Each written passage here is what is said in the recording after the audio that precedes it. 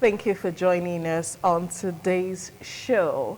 Welcome to Business Rendezvous. Here we talk all kinds of business and all things business. I have a special guest in the house today that will be starting the show with me. I'm talking about ITV Radio sports correspondent Suleiman Aino. Welcome. Good morning to you. I like the introduction. It's more, it's more comforting and more relaxing. How does it feel to be at this other side of a discussion? You know, we've been having the conversation before we even come on air, so it's exciting to actually want to dish out ideas concerning business in the world of sports.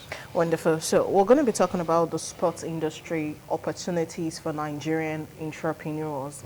Okay. It seemed like an untapped natural resource in Nigeria. We have so many athletes, and considering the fact that the Olympics is on, and well, we're just looking forward to big things. So let's just start with an overview of the market. So what are the current industry trends in the sports industry at least, and how can Nigerian entrepreneurs create opportunities from these trends?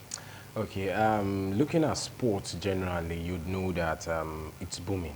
Let's not look at it from the African perspective, because if you look at it from that angle, it's a little bit smaller to the African world. We only deal with the participation aspect. We don't deal with the monetary aspect of it. But go to advanced country, you see that they don't just tap into the participation, they also tap into how to make money out of this.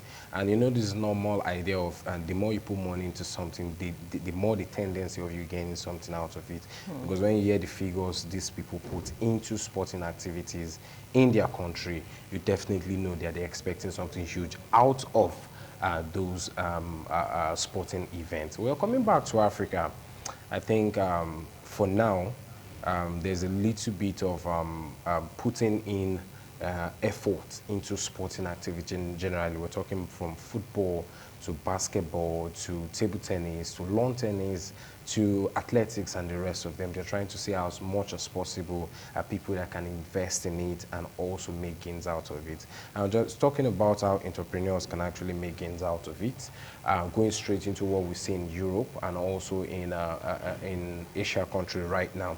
You see more of private individual investing money into sporting activities. It's very easy to make something out of it, because at the end of the day, you see there's merchandise sale because of the athletes and also the sportsmen and women, and men and women that are participating in some of these sporting activities. People definitely want to buy their merchandise, buy things that they use for some of the sporting activity.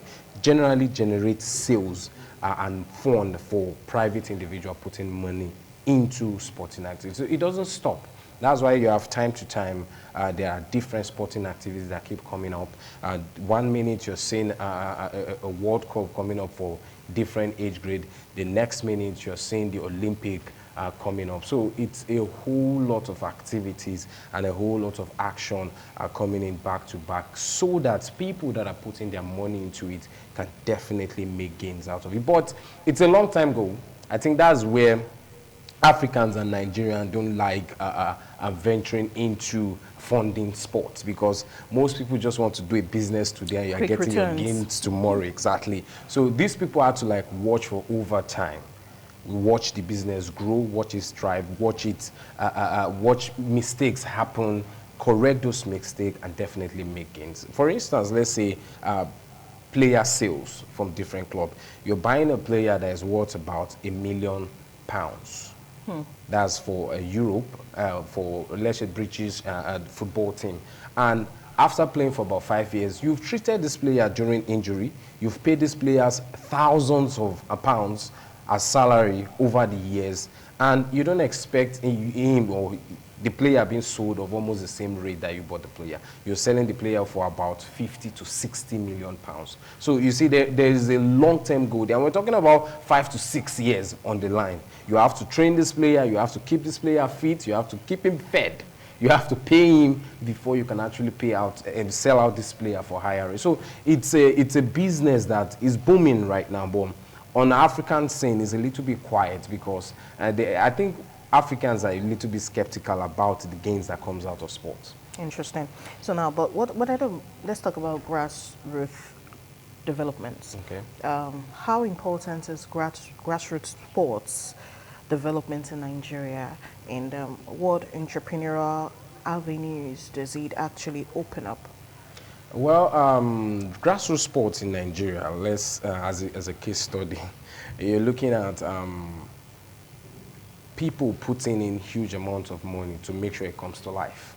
Because grassroots sport is more like the smaller version of the major ones we see on screen. So you are trying as much as possible to groom fresh talent.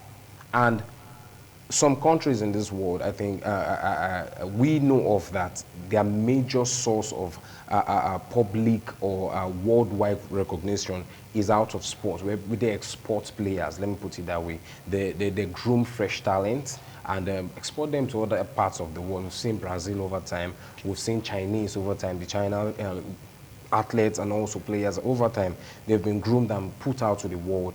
Definitely bring in the ideas that, okay, some private entrepreneur can actually say, okay, this country, they are grooming good players. Let's try to fund their football. Let's try to fund their basketball. Let's try to fund their table tennis. Let's try to fund their tennis. So they definitely come back into the country and try to help fund this thing. We are seeing, I think in the past few years, we saw an athletics competition being funded by a private body.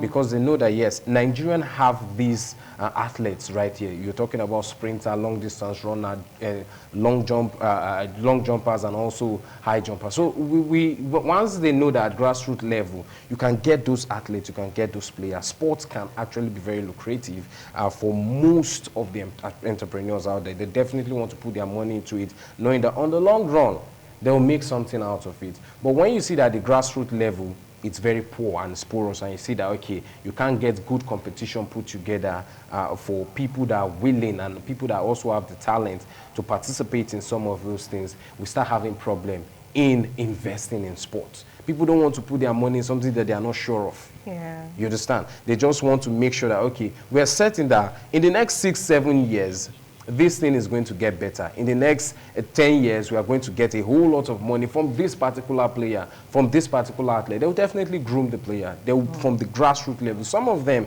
in Europe, they start from as small as 6-5 years old.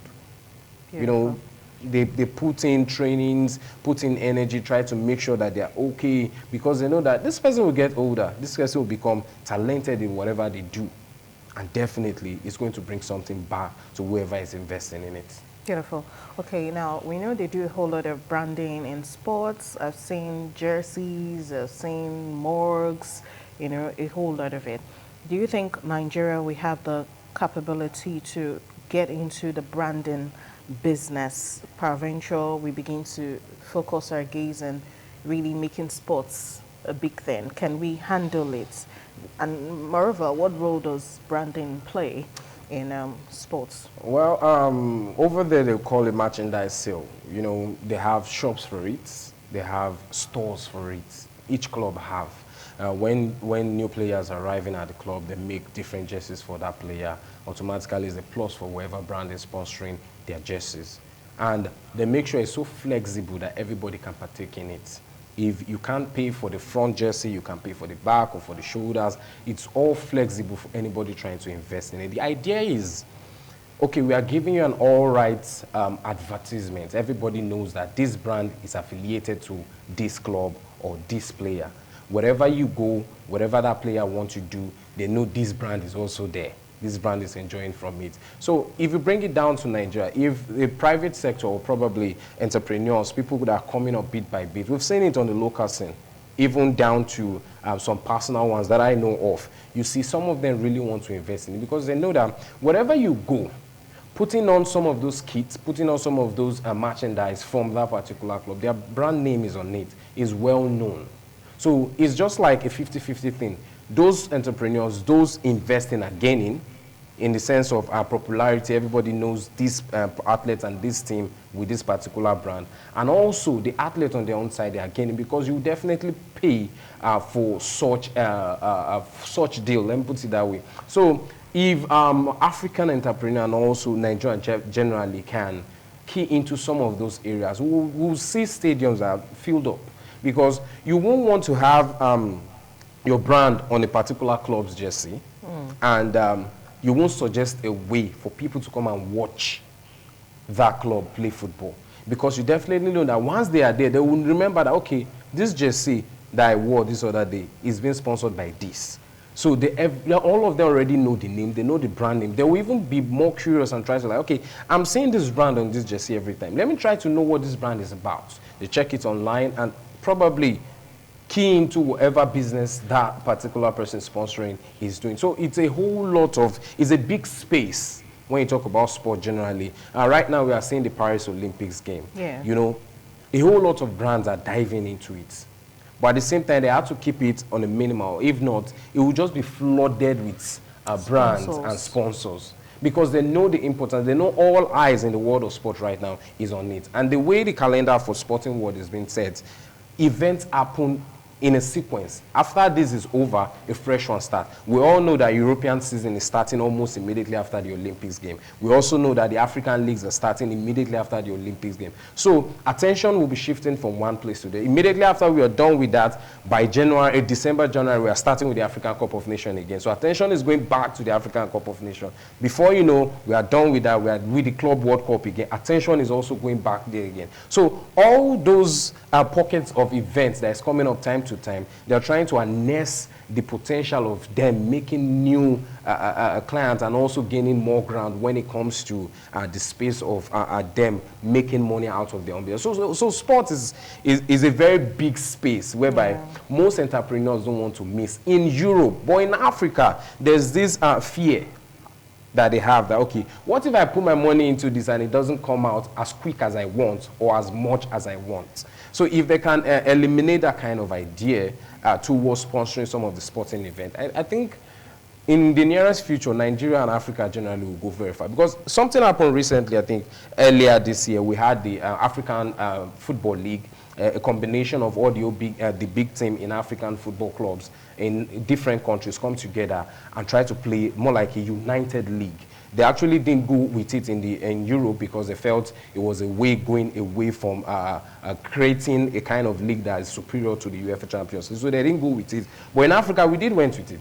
But at the end of the day, you see that the first edition might not be that popular because many people didn't even know about it. But the second edition, if they've seen how popular it was for the first edition, like Enyimba in Nigeria participated in it, the second edition definitely, people want to invest in it. People want to like, okay, what do you need? You need this facility, okay, we have it, we can provide for you. Take, for instance, some kits. If you need some certain kits, maybe for the referees or for the ball boys or for the football or for little things, there are some kit producers that will actually come out like, okay, let's strike a deal. We'll produce all these kits for you, but we'll be the only kits that will be recognized in the tournament. That's a big one. So you see that there is a way for them to just balance up making money and also gaining. That's why sometimes we call it exclusive rights. They have that exclusive right. They are the only people, they are the only brand that you are going to see all through the tournament in this particular aspect. Same thing goes to sportsmen and women. Some of them, they have a particular shoe that they wear. They don't wear any other kind of shoe, only that brand. It's called branding. They will definitely pay that particular athlete for wearing that brand. But at the same time, people will buy that brand because of that athlete. So they even make more money than what they are paying the athletes on the long run. So it's a big business. And we all wish that Nigeria, not just Nigeria alone, African, can key into it with so much energy. Because we're seeing a whole lot of business on the continent, a whole lot of business on the continent. But some of them are worried about, what if I key into sports? What if it doesn't come out as much as I want? But at the same time, there are some of them right now that are keying into it and they're enjoying it. Okay. Now, I think Nigerians have woken up to the fact that for sportsmen and women, they make a lot of money because we're always reeling out the figures. Oh, this person was sold for so pounds, this other person was bought for that amount of dollars. So we are all looking for children who are interested in getting into sports. But the other aspect of sports, which is what we're talking about, is what many aren't very open to. So even if your child cannot be a sportsman, there are other ways you can make money from sports. That's what we're talking about today. So let's talk a little bit about those who might have overcome the fear of, I won't get gain quick, but they're still interested. What are some of the challenges they could face? I could be listening to this program now, and I'm a designer. I make clothes, I can get good fabric, and I'm thinking, okay, how do I get into this African Cup of Nations and make jerseys? Will they recognize me? How will I bid for it? What are some of the challenges these entrepreneurs who might be interested to get into this? It might not be a brand, it might be something else that you think they could face. You know, creativity comes and play in these parts. Creativity in the sense that what you're offering must be needed. You understand? What you're offering must be of a relative importance in whatever sport you are offering it for. Let's say, for instance, jersey branding.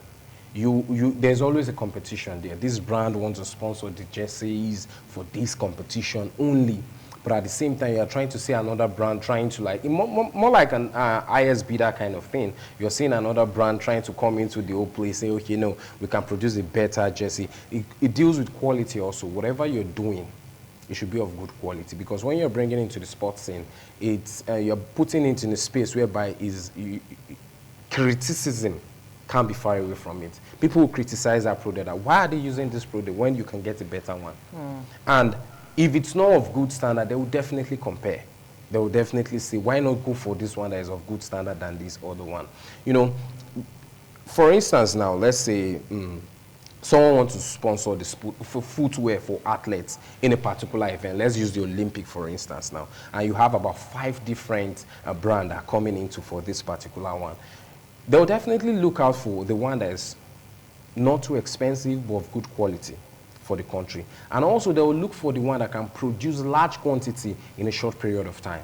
Because sporting activity day to day, it is one of their biggest challenges. Footballers, let's say in Europe, they might just have let's say 36 sets of jerseys for the year, for the whole season. And definitely, if you don't produce as quick as they want, because they play matches week in, week out, if you don't produce as quick as they want it, according to size and specification, it becomes a problem.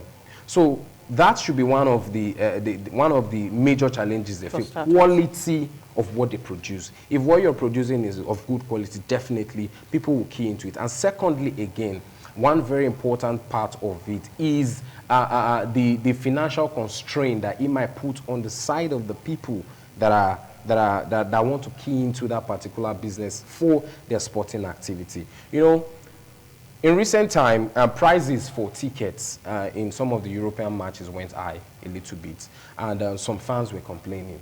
But at the same time, they had to reconsider that, okay, these are the people that are making money. If you have a 60,000 capacity stadium and it's filled to the brim, you know how much you will make, even if you are putting the ticket price as low as $5 or £5. You know how much the football team is going to make. Now, let's bring it down to Nigeria.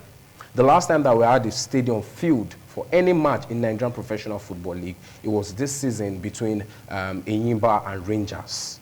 It was filled to the brim. There was no even space to sit down at the long run. Now imagine you have a very conducive environment, very easy to work with. Now I'm talking about from the side of probably the state or the owners of the club. You have a very conducive environment. You have good space to work with. You have a very perfect ticketing system. Even before the matches, people can acquire those tickets at a very conducive price. We know how Naira is. We all know how the country is. If you put a price ticket for as low as 500 Naira, do you know you get more people than when you put a ticket price for as high as 3,000 Naira? True. Many Nigerian hotels say we never chop, you almost buy ticket 3,000. You understand the ideology for the country. But once you make it very easy for people to access, I think that's one of the things that we're having as a big problem right now. Accessibility. We find it very difficult to access some of these things. It might be done, or probably people have alternative already. Now, oh, we can actually go about it this way, but it's already too late. So accessibility is one of their biggest constraints, and also the quality of their product is also one of the biggest constraints. Okay, but this events management, because we just talked a little bit about the games in Nigeria, do you actually think we have the capacity for sporting events and competitions in Nigeria? Like this Olympic, is there any Nigerian state you think can host? Well, the Olympic is one of the biggest events in the world. Yeah. So far, so good, no African country have tried it. And it's very difficult to host because you're saying you'll be expecting about 6,000 to 7,000 athletes, aside even the officials coming in. So if you look at the structure of the country and security architecture, you won't be able to 100% say any African country can host that, because they have a whole lot of things that they look into before allowing. But over time, they've had smaller competition to test out African countries, while the biggest one so far was in 2010, where South Africa hosted the FIFA World Cup, and it was good. South Africa did exceptionally well for that particular World Cup. It was rather unfortunate that no African country could win that particular one. South Africa and Spain actually won it. So moving away from that, we also had in Nigeria 2009, we had the Under-17 World Cup in Nigeria. Well hosted, well coordinated. We had good reception, and all the whole country. Most of the footballers that came in then, most of them are even retired now. We had the likes of Neymar, Fabregas, big names from the world of football that came in then. It was a very good tournament. Still, unfortunately, Nigeria couldn't win that one also. But we're seeing African countries, we'll have a very good moment in hosting some of these tournaments, and the next minute, some of those structures are being destroyed or can't be maintained. So when you go back to some of those sports governing body and telling them that you want to host a bigger competition, the first question that they will throw at you, like, you hosted this competition this other time, what happened to the structures? Where are they now? Can you still use that same structure to host another tournament? We had a whole lot of stadiums that participated in that 2009 World Cup. How many of them are still good enough now? Because 1 minute you're seeing the Super Eagles playing their matches in one stadium, the next minute they are going to another stadium. So maintenance is a big problem for them. Maintenance is a big problem for Nigeria's sporting world right now, which has actually caused the world governing body when it comes to sports not to really look into giving Africans the opportunity to host tournament. It's not just Nigeria. We are still talking about South Africa, Ghana, Cote d'Ivoire, just the North African countries that are really trying when it comes to maintaining some of the structure that they've had over time and making it better than how it was before, so that they can host some of these tournaments, so that they will be confident of whatever they are doing, even if they want to put out hosting right. We've seen countries fight for hosting right for the African Cup of the Day. Nigeria don't even try, because they know that, yes, we have our own internal issue and how to like put everything together. So they don't even push for it for now. They just let it be. So infrastructural development when it comes to sport is very, very important and crucial. Other countries, if you notice, let's say like British in the UK, some of their football field, let me use for instance, they use them for concerts. But at the same time, the maintenance culture is very important. After those concerts, they clean it up, remove the turf, make sure that it's all good and in shape for the next football match. And before you know, they are playing football on the same turf again. So the maintenance culture for Nigeria and also Africa is very, very important to put some of these facilities in top shape anytime that the world comes calling. Okay, so because Nigeria seems to be focused on oil, and when we're not talking about oil for revenue, we're talking about agriculture, when there are so many other ways we could actually make money. Before I let you go, let's talk about this international perspective of sportsmen migration. The Olympics has been very interesting. It was one sport I grew up, sporting festival, I grew up watching. My dad put so much emphasis. And then as a child, ITV had a time where they would show Olympics and we just watch and all that. Not now that most games now have media houses that are giving sporting rights, exactly, which is another business entirely. Yes. But most of these foreign countries, I was watching the race, the Lion, the 100-meter men race, and okay, all the men that were representing all the countries, like every single one was black. And the most interesting part, the athlete representing Italy for the finals, was in the semi-final, was actually Nigerian. He's Nigerian running for Italy. We had a whole lot of them. There was Obasuyi running the 800 meters for men. We also had a couple of them running for other countries like Bahrain, Italy, Spain. We had for USA and the likes of them. It can't stop. Let me put it that way, because we've over time in this decade, we've seen a rise in African athletes and players representing foreign countries. I think it boils down to the way they accept them over there and the way we dispose of them here. That's where the problem is, because if you look at the way some of those countries are structured, they start grooming from very young age. Let me take an instance from the previous decade, that's like from 2010 to 2020. There is a time whereby Chelsea Football Club of England were grooming young footballers from the age of 6. They had 6 Nigerians at that particular moment. They had Tammy Abraham, they have Tomori, they had about 6 of them at that particular moment. Most of them right now, they are top class players in the world. But most of these people, they know that they are Nigerians. They are not denying it. They'll tell you that they are Nigerians. But to convince them to come represent the country becomes another thing, because they'll put many things into consideration. Can I continue grooming my talent as much as I am doing over there when I'm right here in Nigeria? You know, that's where a whole lot of questions comes in. We don't, at a time in the country, we don't even really deal with talents. We just want people to represent. That's where you see people try to pay in their way to the under-17 ranks, to some athletics competition. If not, by now, Nigerian sporting world should be among the best. Yeah. We also had that incident with the Tigress, most of the Nigerian female basketballer.